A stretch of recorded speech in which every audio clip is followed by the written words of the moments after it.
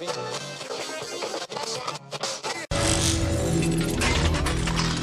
Check Radio.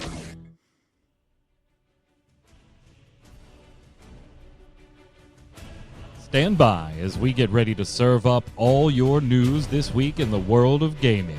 Welcome to Gaming Gumbo.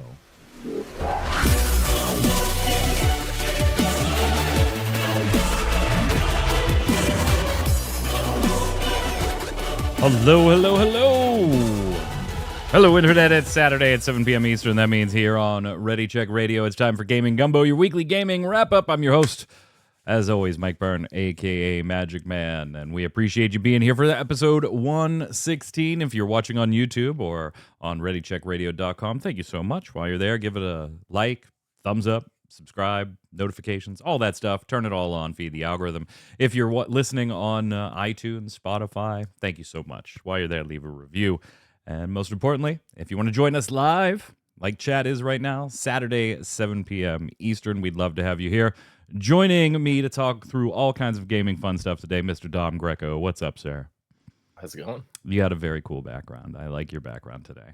It is. This has been a good week. It has been a good week for some. A good week for some. Others, not so much. Yeah, that's true. I also I secured tickets to the new Linkin Park reunion. Yeah, you called it, by the way. Yep, I did. New lead singer's a female, which kind of was the smart way to go, I think. Yep. You know. So all those times that we spent in rhythm games, playing Linkin Park songs. Yeah. And you may or may not like her, and that's fine, right? Like, I get it. It's going to be different, and maybe you don't like it. Yeah. That's cool, right? I get it. But I think as Havoc doesn't like her, and that's fine. Like, not everybody's going to, right? I mean, you had such an icon prior to, right? Like, it's gonna be you cannot replace Chester, and they didn't try, and that's the important thing, I think if you picked a guy, they were just doomed across the board. Unless you got somebody trying to imitate, which would have maybe sounded the same, but whatever. I already find myself very slightly comparing Chester to her, to Emily. But like, I can only imagine how much worse that would have been if there was a guy in that spot. So that I did not know. I'll actually have to look that up, because if that's true, that changes the whole thing. She put a statement out. Did she really? Okay, cool. I'll go check it out. Yeah. Also on the line, resident artist of Ready Check Radio, Yod. What's up, sir? How are you? Playing with computer boxes, fixing up stuff. I like the headgear on Dom today. Right.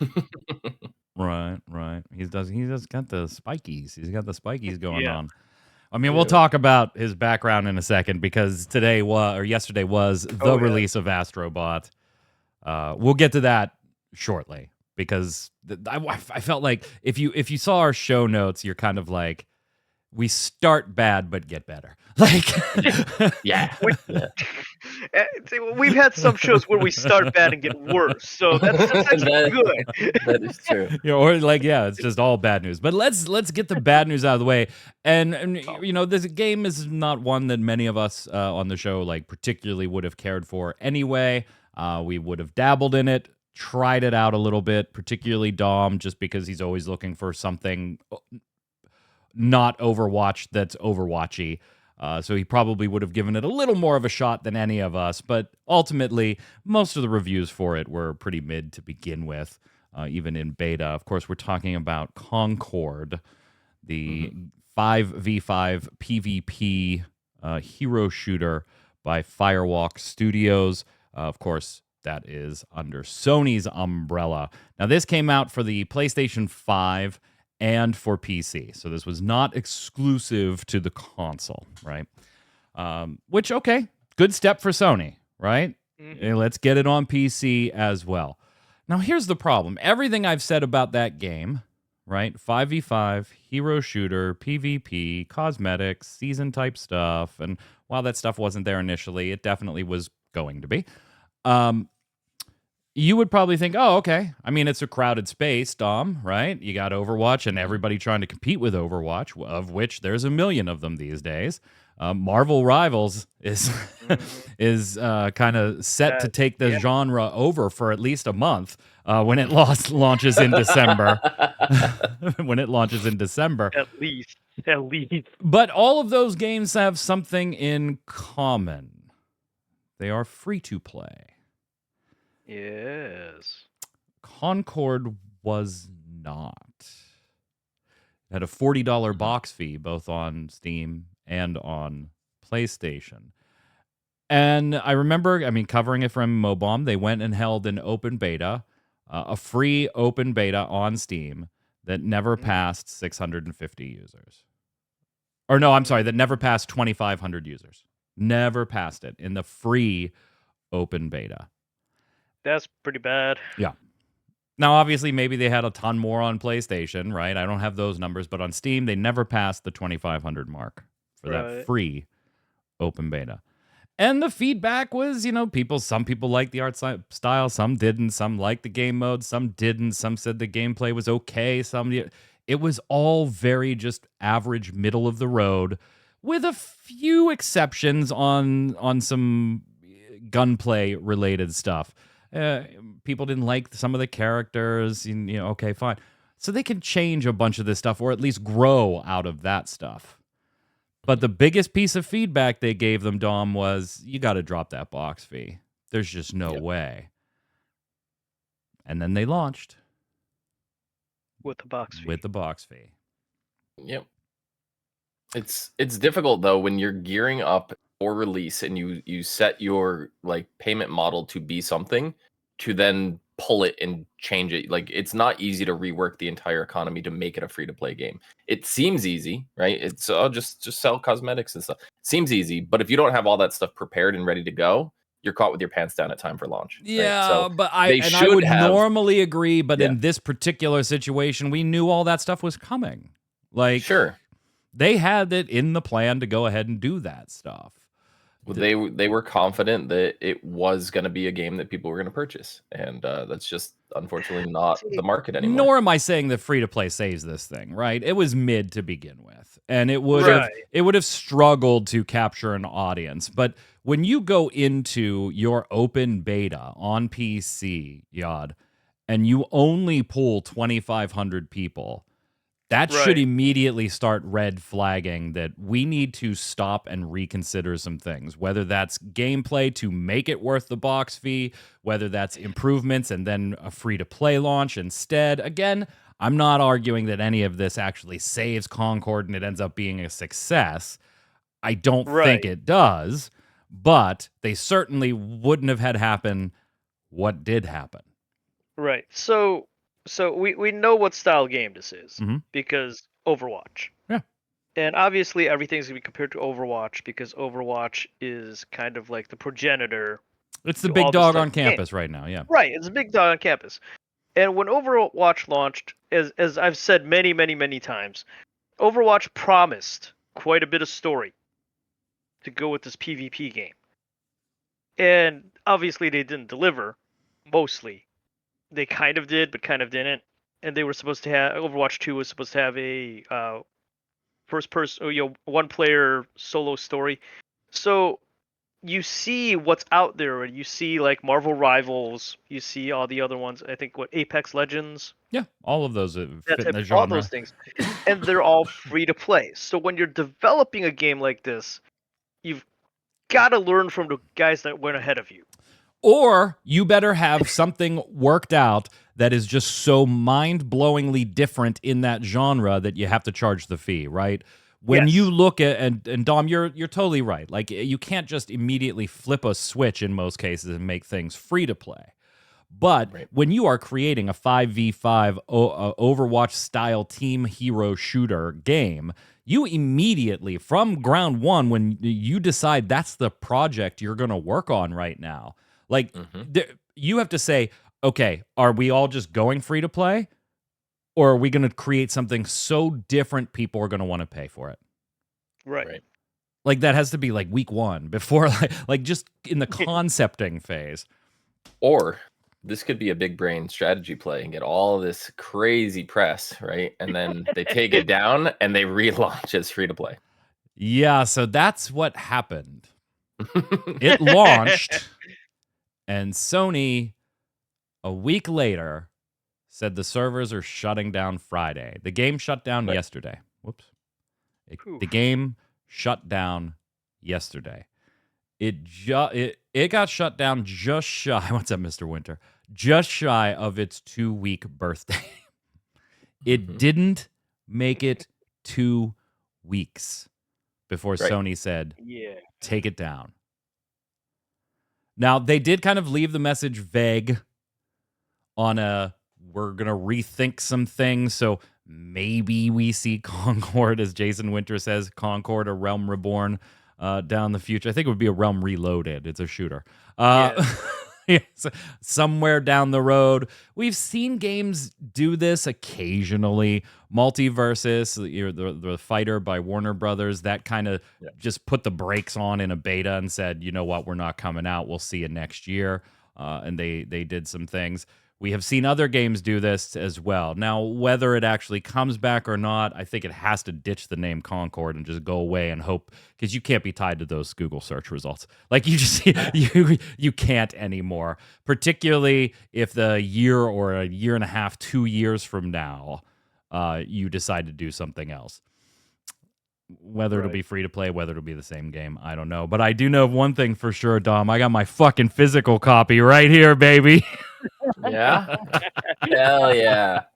Hell yeah. That's a Nice, sealed nice. PlayStation 5 copy. I finished writing the article up on MMO Bomb, and as soon as I hit publish, I immediately started scouring to grab a physical copy. I do not have 11 of them. Do you have one to save, one to open? Nope. you know? Oh, I mean, there's no point in opening it, right? You don't want to play it? You don't want to play it? It's totally online. So I Yeah. had to buy Reprobate. one of this because the way it worked was Sony said, wherever you bought it from, you'll get a refund. If you bought it from us, Steam, doesn't matter. If you have a physical copy, take it back to your retailer, whatever. You mail it back to Amazon, Walmart, whatever. And so I kept searching. Amazon already had them pulled. I found Walmart did not have them pulled. And so I was like, yeah, give me one. And I fully expected the order to be canceled, right? Right. Like within 24 hours. Well, it's Walmart. Walmart don't care as long as they get your money. Well, the next day when I went on Walmart, there was 0 search results. So I was like, they're going to cancel that order. Nope. It arrived the next day and I was like, sweet. So I have Wow. I actually expected you would have physically went to Walmart to try to get it. Yeah. No. So I want to ask 2 things. That investment will age as well as crypto. Oh, it was not bought as an investment. Believe me. It was, although people are trying to make it one on eBay. I saw one go for like 15K on Well, eBay. it didn't go for 15K. Well, sure. I don't mean it sold. I said, yeah. Am I going to sit it next to the WildStar? Wanted copy? 15K for it. Right. The prices on eBay are all over the place. It's absolutely ridiculous. I bought a game that had it not closed, I never would have bought it. Which is just I only bought it because it's a coaster. It's not like I ever wanted to play it. See that's their whole strategy. There it is. Hey, so let me ask you this. What does that kind of say going forward in gaming? Takal kind of jumped ahead of us in chat on this one, saying my only issue is that people are going to see this is why nobody should make games as a service, which is idiotic. Well, I don't think anybody's, well, I mean, pundits and game commentators might, but companies aren't. Games as a service is too wildly lucrative for companies to shy away from them. And there are some games as a service that I personally do enjoy, so I'm certainly not going to advocate for that position either. What I will advocate for is stop being stupid, Dom. If you are making a 5v5 hero shooter, that space is entirely free to play. You better have a huge thing that's totally different and you're making your own genre, or you go free to play. Like, stop making dumb decisions. And how about this? Maybe the decision could be a little more even basic than that. We want to make a 5v5 hero shooter. How are you going to be different from Overwatch? We're going to have different characters and different maps. That's not enough. Next project, please.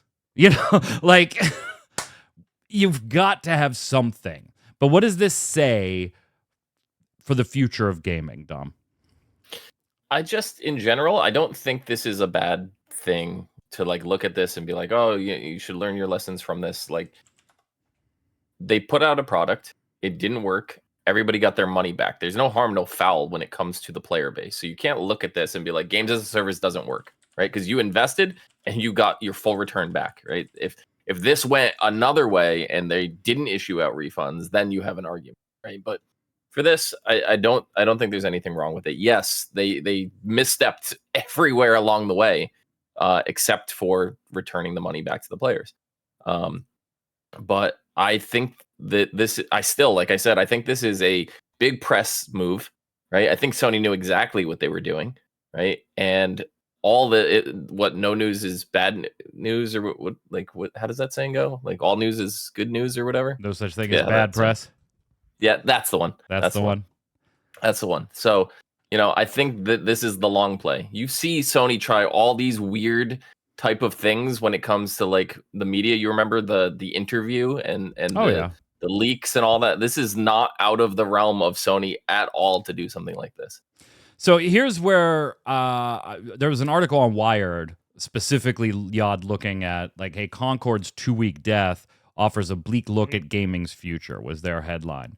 And I expected it to be like a bunch of hyperbole and fluff. And to be fair, there was some of that. But then there was one piece that I was like, you know what? That might actually be a fair point on how Concord may have an impact. And it's not just Concord, but have an impact on gaming more at large. And they were talking to some analysts, take it for what it's worth. And he said, for big companies, it's difficult to work out what bets and how large bets you should make. Some of the corporate overexuberance during COVID and low interest rates has meant that large companies overextended. The pullback has and is going to be painful. We have already talked about that topic many, many times here.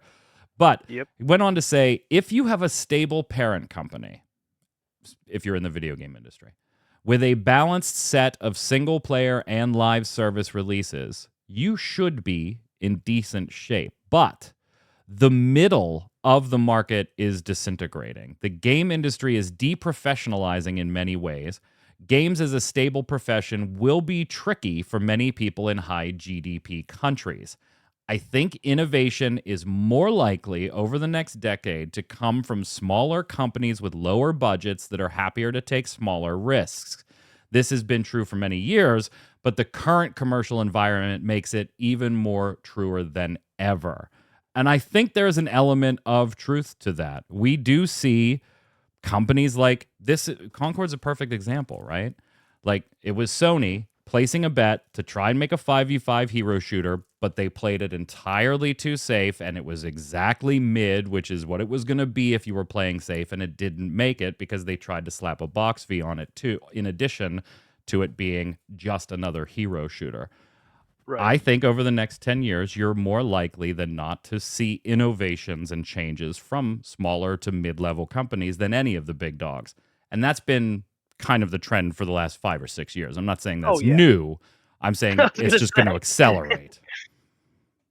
Yeah, the big companies are going to just continue making sequels and, to the IPs that they have to make that money back that they've invested into those IPs over and over again. And there won't be too much major changing in them. I mean, eventually something is going to change the paradigm. It's like all the old Final Fantasy games. You had the turn-based combat for so long, and then all of a sudden they're switching to something else because they found a new way of doing something, or the consoles are dictating that you play this way instead of that, or it's more engaging or something.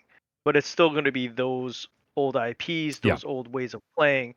And yeah, like you said, the smaller game companies to mid smaller to small little groups are going to do their thing, which is more progressive, more risk taking, because they don't have the massive capital, which comes with massive loss if you fail. Jason Wither, I hope that plucky indie company called Digital Extremes will be okay. It still says in their boilerplate independent. It's still I to this know. day. I know. It's I yeah, know. small companies like Bethesda. Yeah.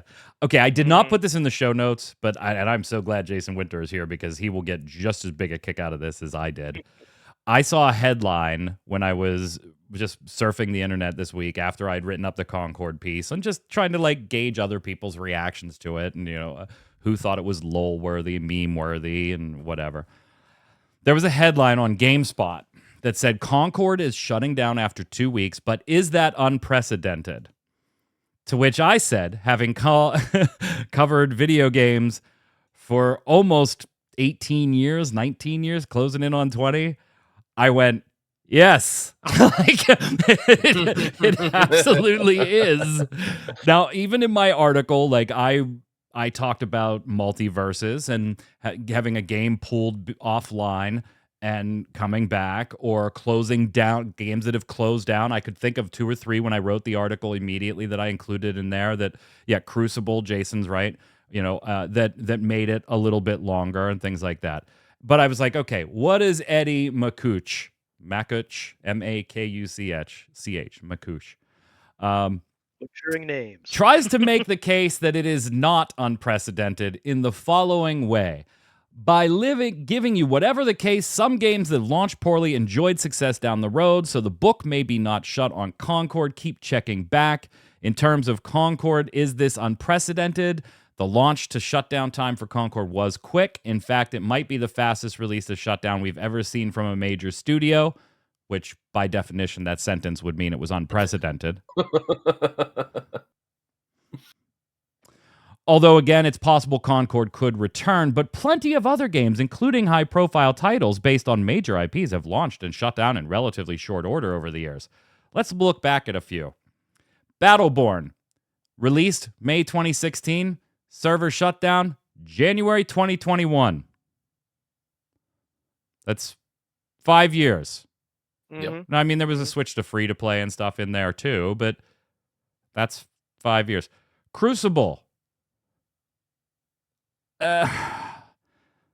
So he has this as releasing as May of 2020 and then never coming back online publicly after reverting to a closed beta in June of 2020, which would give it about a month and a half. To be fair, Jason and I covered that. It's actually a little longer than that. It did release and then go back into beta and then shut down. So it's a little longer than that. And it really wasn't confirmed that it wasn't going anywhere until October of that year. So although you couldn't have access to it, we didn't know it was fully shut down until then. Lawbreakers, August 2017 to September 2018, so a year plus.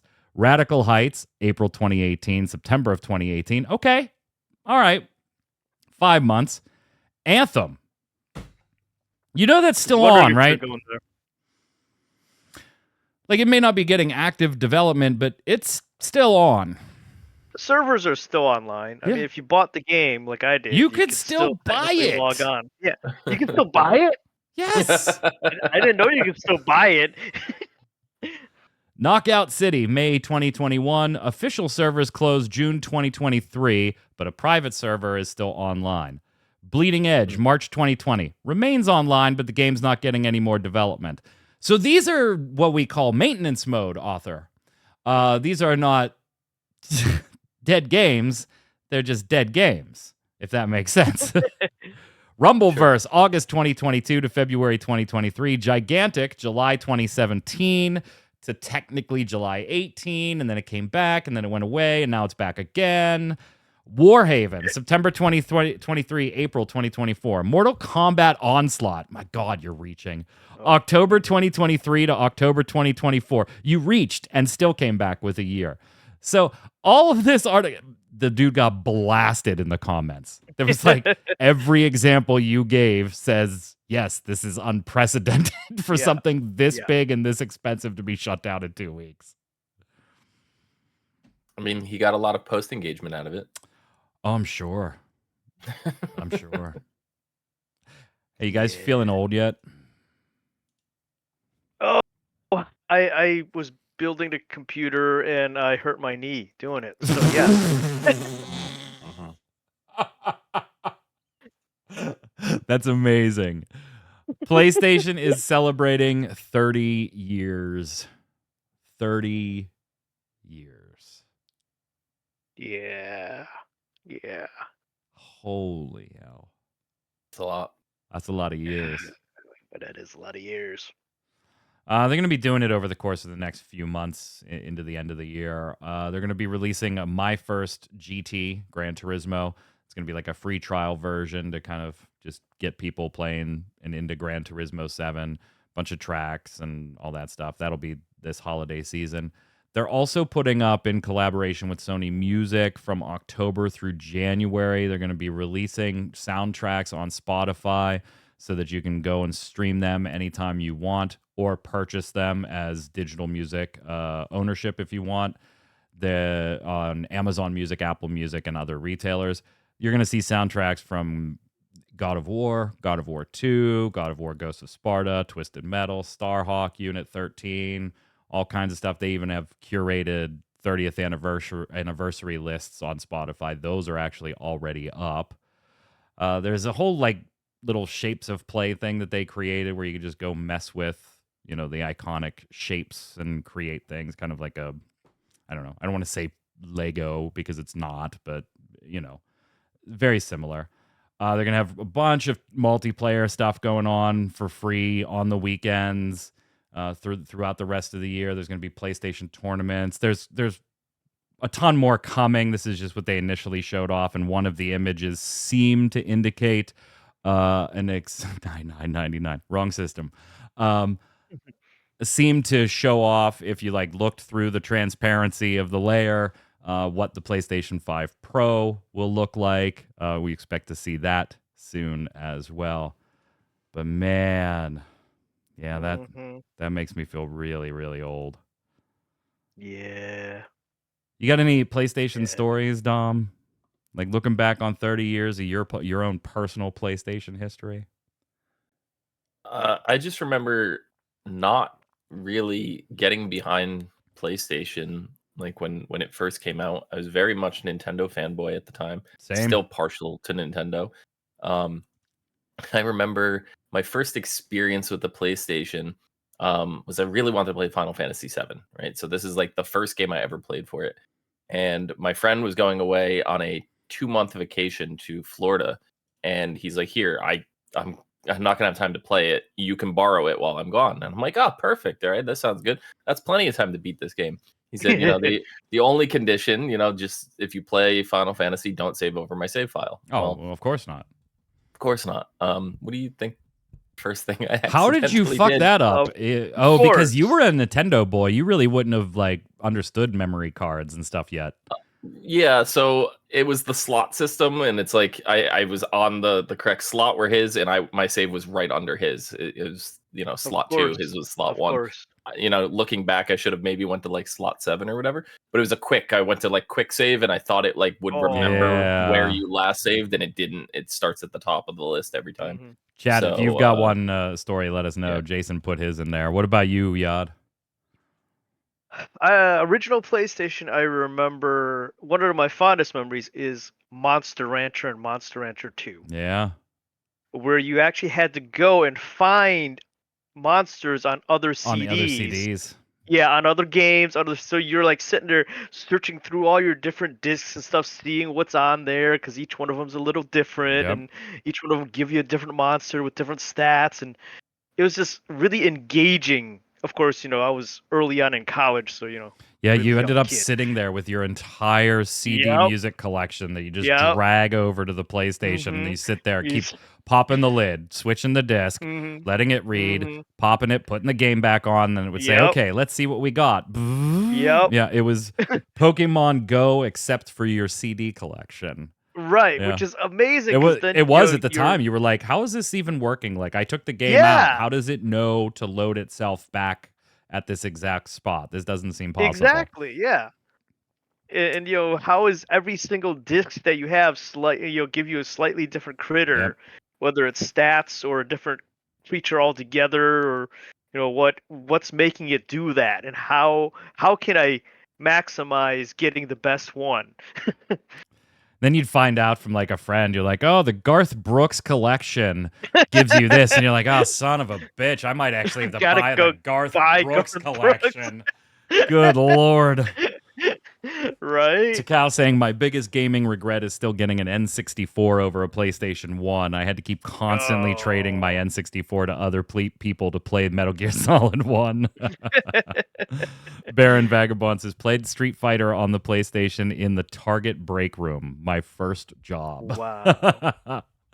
Jason saying, my company's 1996 Christmas party. Your company's 1996 Christmas party. I was a sophomore in high school. I didn't win it, but a year later, the guy who did, they were giving away a PlayStation. I didn't win it, but a year later, the guy who did sold it to me just in time to pick up Final Fantasy VII. Nice. My first PlayStation PS1 was the first console I ever bought with my own money. I mean, I was a Nintendo boy, just like you, Dom. I had the regular Nintendo, the Super Nintendo for Christmas, but the PlayStation 1 was the first console I bought with my own cash. I didn't even know it was a thing.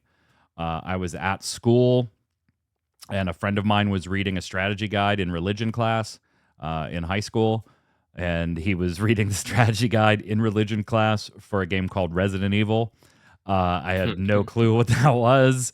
But I was looking at the screenshots and I was like, what the hell is this magic new? Is this on the Nintendo 64? Yeah. What is it? No, PlayStation. What the hell's a PlayStation? Much gore your cousin. Right. I went to a store called Toy Kingdom. That's no longer even a company. It was, my brother Havoc and I took the bus there. It was a 2-bus ride. I had saved up like $20 to $30 per Friday night setting bowling pins of all things and making some tips. And then he and I went and we bought it and we bought Resident Evil and we went home. And long story short, that's when we learned about a memory card because we did not buy one because they didn't tell us that we needed to buy one. And so I played the beginning of Resident Evil up through the snake boss over and over. And like I could get halfway through that game without dying. And then finally got a memory card. So, but yeah, it was the first one I ever bought with my own cash. By the way, you would have expected my friend to go home and be very mad that I saved over his game because he was on disc 2 or disc 3, beginning of disc 3. You would have expected him to be mad. He wasn't, because while he was gone, he bought the Final Fantasy VII strategy guide. And he realized all the stuff that he missed, and he wanted to go back and start over from scratch anyway. So yeah, I lucked out on that one.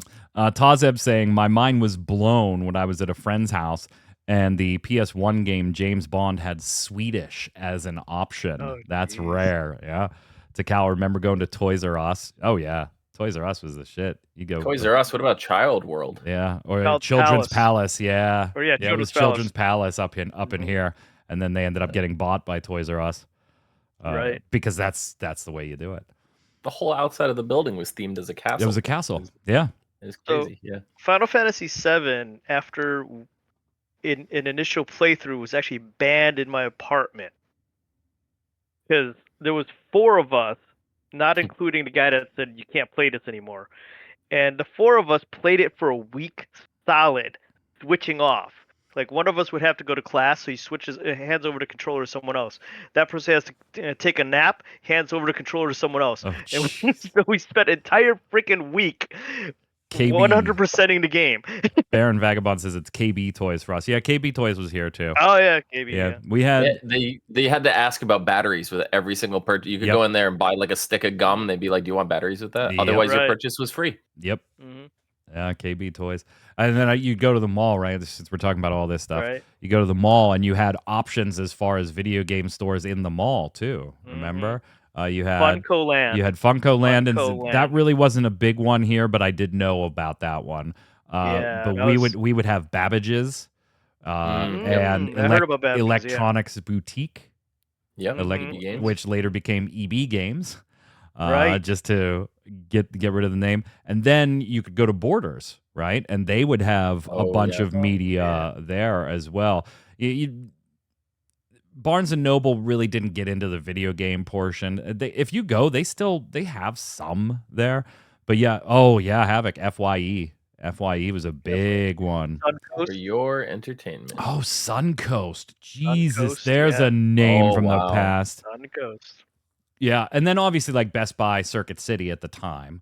Right. And then Comp USA. But those are standalones. Comp USA, Comp remember that USA. one? Yeah. USA, I yeah. bought for the PlayStation 1, my mom was buying like the first decent family computer that wasn't like the Commodore 64 at a Comp USA. And I talked her into buying me Castlevania Symphony of the Night for the PlayStation 1. So bringing it right back to Wow. PlayStation. Yeah. I remember buying a computer at CompUSA, and it was like a 10 gig hard drive, right? That was like the thing. And the guy there was like, I was asked if they had anything bigger, and the guy goes, "You're never gonna need anything bigger. Like you're never gonna fill that." I go, "I could fill that in like 10 minutes." Babbage's EB and GS were different. Yes, they were all different. I don't know if that's a Oh, yeah. question or if you're making a statement. I wasn't talking about them being the same. Eventually, they became portions of the same companies down the road. But yeah, there was a time where Right. we had all three of them. Very rare, but Sharper Image sometimes had consoles. Sharper Oh. Image, man. I don't think Wow, I ever yeah. bought anything at a Sharper Image. It was just always No, too you expensive. just go in. Yeah, you just go in to look at Yeah. things. Yeah. That's all Sharper Image is Sharper Image for. is too. That was for the rich people. That was for the rich people. I didn't shop Yeah, at you- Sharper Image. You look at the fancy tech, you sit in a massage chair for a little while until they kick you out. Oh, that was for the rich people. I was more a Radio Shack guy. Yeah. Oh, yeah. Radio Shack. Oh man, I bought so much Yeah. free shareware at, and I know that's a funny sentence to say, right? That I bought free shareware there, but Right. they would be like $5 and you could take 20 discs out of this Yeah. Mhm. software thing. So they were making a Yeah. couple bucks. Oh, I was just saying since we were talking about malls. Yeah, we would have all three of those in the same mall at the same time. In fact, I Oh, yeah. still remember where the Babbages and the EB were in Monroeville Mall. There was no GameStop in Monroeville Mall until EB was purchased. Sharper Image was a place we thought rich people shopped at until we realized rich people don't shop at malls. That is true. Havoc. Right. Havoc being my brother he's dead on right there. That is exactly what we thought. Wolfenstein 3D, by the way. That was a game Oh, that ended up in my pile of discs that I took from a $5 bin where you got to grab like 20 discs at Radio Shack in downtown Pittsburgh, which obviously is Wolfenstein 3D was one of the first 3D. Was one of the first shooters I ever played, and we made it up to like armored suit Hitler. Yeah. Ran out of bullets, and we had to run around behind him with a knife trying to stab him. So happy 30th PlayStation, and keep your eyes peeled for more anniversary stuff from Sony as the next few months continue. Last big thing before we head over to go ahead. I was gonna say like the PS5 Pro. Like the PS5 Pro. Yes. That they're going to announce I mean, we already knew. It's not a surprise. Just Yeah, announce we it knew that was already. coming. We knew that was coming. Oh, Dom, our boy is back. Our little boy. Yes. If you don't remember us streaming Astro's Playroom when the PlayStation 5 came out, and it was a free piece of software. It was a smaller game, but there was tons there. Ironically, both Dom and I bought like 2 or 3 launch titles each, and the one we played the most was the game that came with the PlayStation, and it wasn't even close. It wasn't even close. No. I think we sunk like 100 hours into this game. Easy. It got to, so there was, Dom and I were like super competitive on the speed running of the different levels once we beat the game proper. And it got to the point where we were so competitive about it, we both stopped streaming. So that the other one couldn't see our lines through certain levels. Jeez. Yeah, because I remember Mike would be in my stream and he'd be like, "Oh, I didn't know about that. I didn't know path." about and that. I'd be like, "Oh, you son of a I'd be bitch." like, oh yeah, kicking up onto that wire. That's actually really good. It seems like it would take longer, but you gain the speed on the wire. All right, that's good. I'm gonna go try that. And then he'd come and watch my ice level run. yeah. And we're like, the one I hated though was the climbing one with the triggers. the I couldn't monkey. stand that Yeah. one.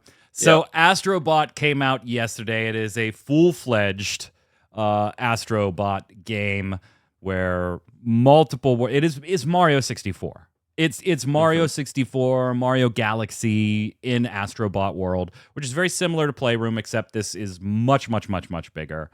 And yes, there will be speedrunning stuff and time trials and all that stuff. You got to beat the game to really unlock everything. So I played it for, I don't know, probably like 4 hours yesterday. I think I'm at like 84 out of 300 bots recovered. But of course, Dom, I'm going through and it's like, nope, we don't move on until this is gold flagged. Nope. Yes. That's the only way to play. It's the only way to play. You didn't if you don't like platformers, if they're not your thing, then yeah, I totally get it. Not liking this one. If you like platformers, I am confused why you don't just enjoy this game. Maybe the cutesy Astro Body stuff and the beepings and stuff isn't your thing. That's cool. I get it. But as far as a platformer, it's stellar. It is absolutely stellar. I remember the tech demo was only like 6 hours long. And I remember us both going, how is this not a full game? Like, why didn't they just do more of this? I would have bought it. They did. I mean, we did buy it. Yep. I mean, this new game looks so cute. It is. And so much fun. I think they've actually struck something here that they might be able to actually have a flagship title, like Nintendo with Mario. It is so funny seeing some of these bots in the various PlayStation gear, Dom. Yep. Like when you're rescuing a bot and it's Kratos or it's Solid Snake. Nathan Drake. Yeah, it's Nathan Drake. It's Alucard. It's Spyro, Crash Bandicoot, Jack and Daxter. They're all here. They're all here. Ratchet and Clank. You hate Mario 64, so you don't like 3D platformers. Then yeah, I could totally understand you would not like Astro and you would not have cared about the demo. Totally makes sense. It is so fun. It is so fun. So much fun. It is being well received across the board too right now. I'm very happy about that. I was worried. I didn't want to look at the reviews. I was like, I'm just buying it. I don't care. And then I saw the reviews are like 94, 96. I'm like, okay. Yep. Based on 115 critic reviews, the Metascore is 94. Based on 393 user ratings on Metacritic, it is a 9.5. If it doesn't find its way, ironically, into Game of the Year conversations, then I just don't know what's going on anymore. And I don't think it will. I think it will. I don't think it will. I think it will. What else is there this year? Well, I mean, you have Baldur's Gate 3. But that was last year, wasn't it? When did Baldur's Gate actually release? Yes, Baldur's Gate 3 was last year. So what do you have this year? It took all the awards. Elden Ring DLC. Yeah, but that's DLC. You know, they'll maybe get a best DLC award. But as far as games of the year, what do you got on yours? It's only halfway through. Do you not account? It's fucking September. Fine, it's fine. What about I mean, you could have Mike, maybe remake. Did you check Facebook? Right? Did you hear about a game called Black Myth Wukong? Oh shit! Yeah, that one's gonna be hard to beat. God damn it! Yeah. Skull and Bones. Get the hell in here. There you go. There's the game. Yeah, Skull and Bones. Wukong's gonna be tough to beat. Yeah, it is. It is. It gets nominated though, right? Like we all agree, it gets nominated. We hope. I hope so. You know what's funny? I think Team Asobi understands the PlayStation brand better than Sony does. Oh yeah, it looks like it. Yeah, I think so. I mean, the entire game is a PlayStation 5 advertisement, but you don't care. It is so fucking cute and so fun that you're like, I don't care that it's just constantly advertising this console I already own. You just don't care. Yeah. Yes, I will start streaming this. No, not tonight. I have a little bit of headache. I'm gonna take some aspirin and then I gotta run heroics. I might, if not tonight, maybe tomorrow. Oh, I'm not gonna stream it till I'm done with the game portion. I'll stream my playthrough and then I won't stream the time trial. There you go. Last big piece before we wrap it up with a couple of small bits. It is speaking of anniversaries, it is World of Warcraft's 20th anniversary this year. Warcraft as a whole turns 30. But World of Yeah. Warcraft, the MMO, turns 20. And we have known since last BlizzCon, so October, November-ish, that they had stuff planned for both Warcraft's 30th and World of Warcraft's 20th, but we had no idea what. Like, they just weren't doing anything. Well, now we do know what they're doing in World of Warcraft, and I gotta give it to them, man. I'm enjoying the War Within as it is. What they got planned, Dom, is pretty fucking good. It's incredible. It's really I sat good. there and I was like, they had this 12-minute video. I put it on and I'm just like, okay, like calm down. Yeah. Like it just kept going. It didn't It stop. literally just Yeah. kept going. So it's not going to be put in as just an anniversary update. It is actually going to be a full patch of its own. Yeah. It's going to be the .0.5 for War Within. That means, by the way, that the entire celebration is going to last about 2.5-ish months because it is the full patch is going to be the anniversary stuff. There's obviously going to be currency, celebration tokens that you can go get prizes from previous anniversaries. That's typical. They usually do that. Here's what else is going on. Blackrock Depths is coming back as a raid with 8 bosses and 5 mini bosses completely revamped for 10 to 15 players in normal and heroic. I think they're also doing a group finder one. Yes. Normal and heroic. No mythic, but that's fine. Tier 2 armor sets from back in the day have been updated to the current graphics models, and they are being re-released for all classes, including those that didn't exist at the time Tier 2 sets were a thing. So monks, evokers, stuff like that. 13 class sets, and each is an ensemble of 9 pieces, including the cloak, and you can go and get all of those with the bronze celebration tokens. Well, they went back and like looked at like what those classes, like the most iconic versions of those classes, look like to make the sets that Paladin. didn't exist. Yeah. You know, They went. That was cool. Such a good job. Yeah, they were like, Yeah. okay, what is an NPC that is as close to a Death Knight as possible at the time? Let's use their armor as the foundation. Yeah, the foundation of the what a tier 2 set would have looked like for them. Time walking is coming back. A lot of people thought this was going to be BFA. We haven't had time walking in BFA, and it kind of seemed like that was going to be next, the BFA dungeons. It's not. They're actually going to do time walking for original dungeons. So new versions of Dead Mines, Zul'Farrak, Dire Maul, both the East and the West Wing, and Stratholme's living and undead dungeons. So Dire Maul and Stratholme are essentially 2 wings for epic new rewards there. Group Finder for players level 10 and above. And then even after the event is over, these dungeons will hit the normal time walking seasonal rotations too. Right. So they aren't just going to disappear from there. Just a few items you can find on the time walking vendors, by the way, if you're looking for some of these.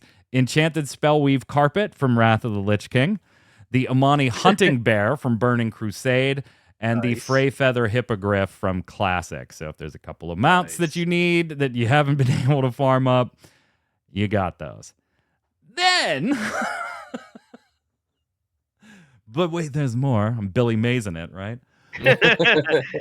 The Cavern of Time, which is a pretty standard anniversary thing. There's like a celebration and some stuff inside the Caverns of Time you can do. That's still going to be a thing, except it's all been moved outside into Tanaris, right outside the Cavern of Time, because what's going on there is too big to put it in the Cavern of Time. I'm not going to go through everything here, but if you are like Transmog, if you are a mount collector, if you are a trivia buff, if you like gathering lore, if you want to have some cool pictures taken, get your balloons, go on the ice skating rink, disguise yourself, and beat your pet. Yeah, if you want to cosplay as Illidan and yell his, you are not prepared over, and there's a ton of shit going on there. By the way, there's a whole slew of world bosses in Tanaris if you decide to just start walking away. Oh, yeah, those old things. Yeah, including Doomwalker, Azoragos, Lord Kazakh, the Dragons of Nightmare, and a couple additional party crashers like the Shaw of Anger and the Archivon the Stone Watcher. But wait! There's more! There's more! Chromie's got a ton of shit going on because there's all kinds of time stuff going on. And if you weren't in Classic for the gates of AQ opening up, but you'd really like to see what that would be like if Chromie went back to the gates of AQ opening up, but then fucked the whole time zone up a little bit, and all kinds of people that shouldn't be there are all of a sudden there. They're kind of recreating the feel of the gates of AQ opening up, but allowing Chromie to bring back some interesting, fun stuff, right? Like the Legion and Demons. What am I? The Burning Legion and somebody. Whatever. Oh, the Scourge. That's it. The Burning Legion and the Scourge. They'll be in the Silithus when they shouldn't be.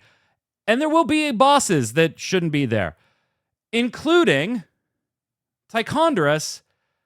Oh yeah, and if you feel like fighting your boy Kel'Thuzad again, that's gonna be there too. Like like man, they just were just like grab everything everybody loved and let's just jam it into one patch and let them play with it for 60 to 90 days. Like that's just the way this feels, Dom.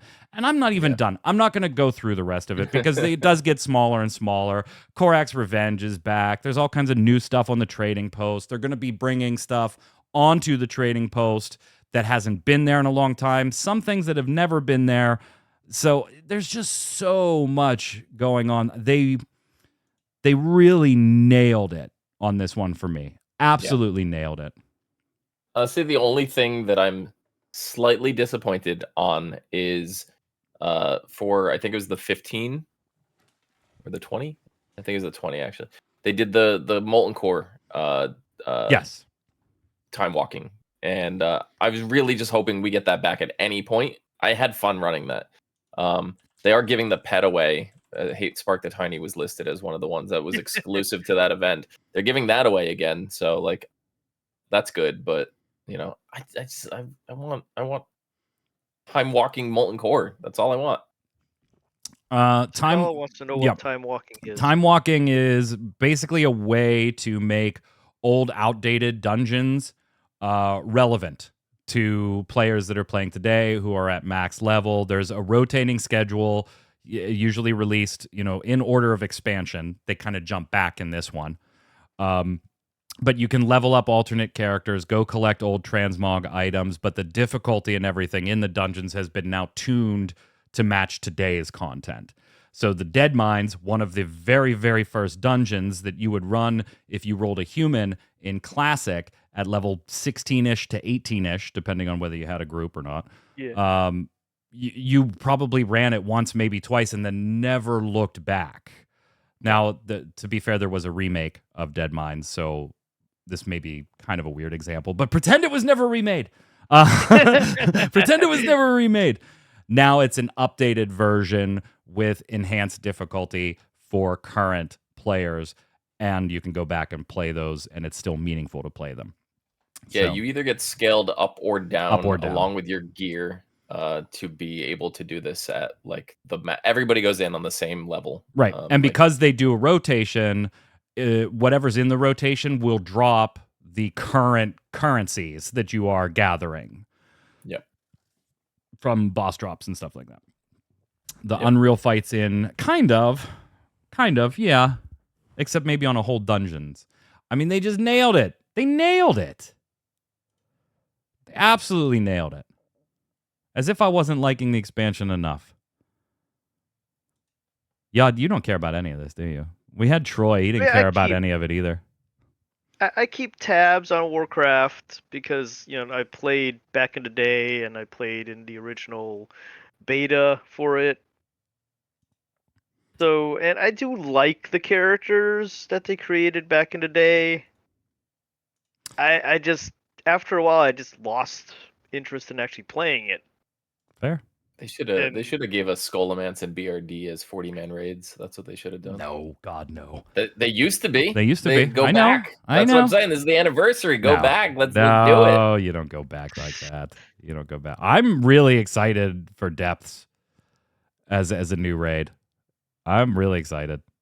I want to see it. I can't wait. They nailed it. Now let's just hope there's no bugs. Finish up a couple of things. What the fuck is this? I don't know. You wrote it there. Yeah, the only reason I put it here is because I knew if I didn't, you were going to. Apparently, they're making a Minecraft movie. I mean, what the fuck? They make a movie out of everything else. I don't. I don't. I'm gonna be honest. I still didn't know this was real. Right? I had to like go further. Like I know I watched the trailer. Right? I know I saw Jason Momoa, and I know I saw Jack Black. I still thought it was a spoof or a parody. Yeah, no. Even by the time it ended, I did not think it was real, and I had to do further research because you can't believe anything these days. And I go, oh, It's real. this is real. Yep, it's real. Okay. And then it just like at the time, like I'm sitting there, I've seen Jack Black, and I'm like looking in the background. I go, stylistically, it looks a little like the Mario movie, but obviously there were no like human, real life like people in the CGI background, so it looked okay in the Mario. So and then Jack Black steps in. I'm like, oh wow, this is the Mario movie. I mean, Jack Black had really done well for himself with the Mario movie. And now then the Borderlands movie is just doing, it's free on YouTube. That should tell you something. Is it still up? Yeah. Do you have the link still? I do not. Because we were like, how has this been up for 14 hours on YouTube and not immediately pulled? And then we saw the comments that were like, that's fantastic. The number one comment on it was something like, even the developers that made the movie were like, people are watching it. Well, let's leave it up. Just let it go. It's down now, Havoc. Yeah. Oh, That's a shame. That's a shame. So bad. So bad. I haven't watched it yet. All right, will you? Do either of you want to see this? Oh wait, No. there's another version of it on there. Oh, I'm sure there is. Once the first one got up for 14 hours, they were done. They might as well not have taken it down. 4 days ago. You actually liked it? Okay, but did you like it because you got to watch it on YouTube for free? If you had paid $16 at the movie theater, would you have been pissed? Because that's a different scenario. Yeah. There's plenty of things that I will watch on certain Plex servers that I'm like, okay, I don't mind that I watched that Yod or Havoc. I mean, just to pick two names at random. But if I had paid like even a $7 discounted ticket, I would have been like, nope. Reminded you of the OG Mario. That says enough for me. I definitely don't need to watch it now. I don't have any intention of watching this at all. Yeah. At all. Yeah, I don't know. It just looks bad. Good start for SAG-AFTRA and video game voice acting and video game performers. They are now above. They've got multiple companies signed, including the AI protections that they are on strike for. Over companies that represent over 80 different games right now, including some slightly larger players, not massive, but slightly, the Studio Wildcard behind Ark Survival Evolved, games like that, that kind of size, have signed deals with AI protections for voice actors and video game performers. We still have yet, though, to see any of the big dogs cave as part of the strike, the EAs, the Activision Blizzards, the Microsofts, the stuff like that.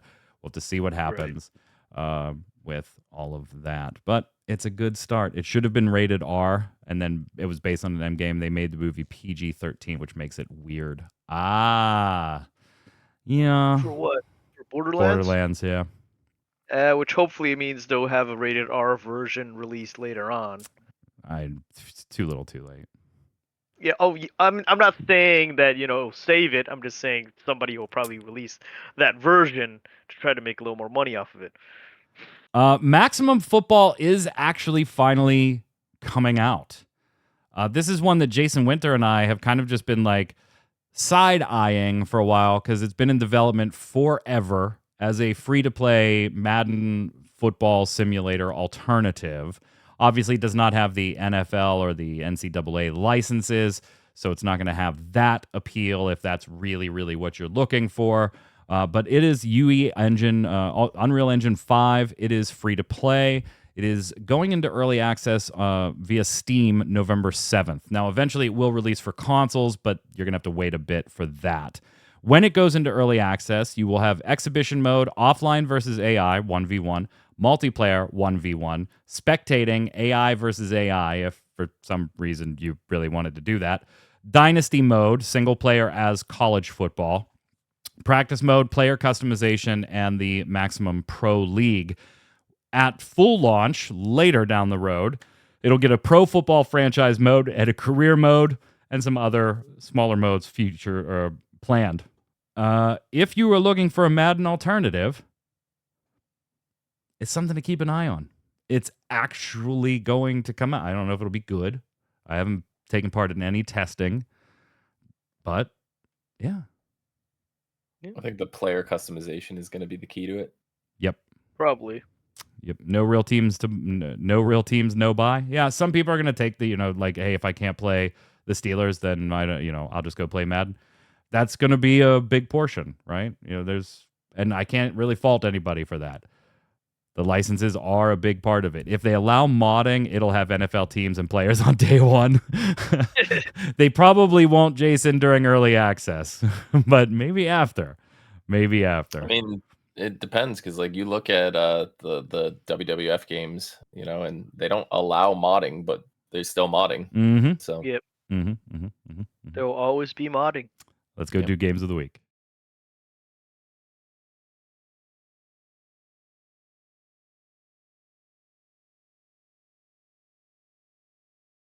Of the week is the way we end every episode of the Gaming Gumbo here, but today it's going to be a ginormous fucking waste of time because whatever Yod says is wrong, and Dom and I will have the same pick.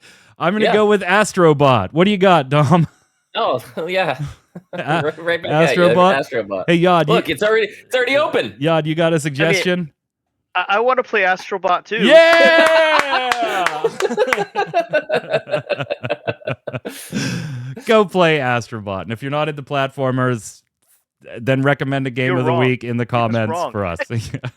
That's going to do it for this week's show. Torchwick not streaming after the show today, but Tarkoth will be live at midnight with some more Hades. He's getting close to the end of that game. At least he thinks he is, but we'll see if he's actually getting there. That's going to do it for our show this week. We will have a show next week.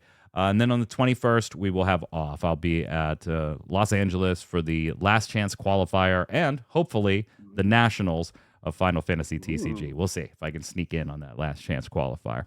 But we will see you next week. Until then, Yod, where can everybody find you? I'm still working on webcomic at otakudomcomic.com, but I got to finish Dawn Trail first. And then probably play Astro Bot. But there and Yacht Artworks at other social medias. Dom? You can find me down below at It's Zista. I'm Mike Byrne. You can find me right there at Magic Man 1, but more importantly, follow at RC Radio, and you'll know every time we're going live with a podcast, hanging out, playing a video game, having some Final Fantasy trading card game locals, or more. Stay safe. We'll see you on the servers. Later.